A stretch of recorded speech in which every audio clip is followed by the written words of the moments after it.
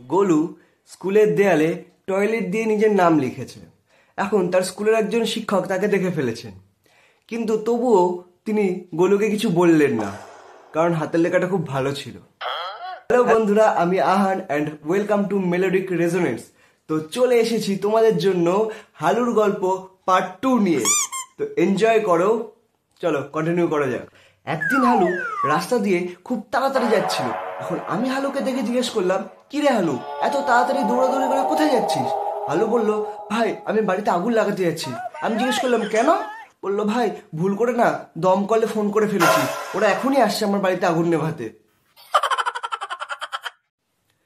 একদিন গোলু এসে আমাকে বলছে, জানো তো আঙ্কেল, পার্লারের দিদিটা না আমাকে মেরে মাথা ফাটিয়ে দিয়েছে।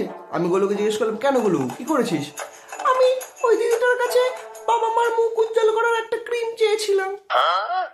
হালু বউকে জিজ্ঞেস করছে, কি গো, রুটিতে ওষুধের গন্ধ কেন বেরোচ্ছে? এখন পিলু বলছে, আরে জানো, রুটি করার সময় রুটিটা একটু পুড়ে গেছিল, তাই আমি পুড়ে যাওয়ার ওষুধ লাগিয়ে দিয়েছি। গোলু একদিন স্কুলে চাকু নিয়ে ঘুরছে। এখন সেই দেখে স্কুলের শিক্ষক গোলুকে জিজ্ঞেস করলেন, কিরে তুই চাকু নিয়ে কেন ঘুরছিস?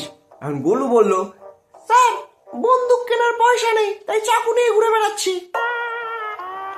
হালু ওর 3 বন্ধু কালু, ভুলু আর লুলুকে নিয়ে বাইকে করে ঘুরতে বেরিয়েছে।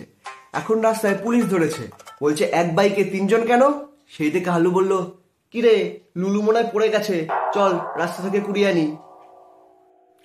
হালু রাতে চা বানিয়েছে, কিন্তু চায়ে ছাঁকুনি খুঁজে পাচ্ছে না, সেই জন্য হালু মাস্ক পরে চা খেয়ে নিয়েছে।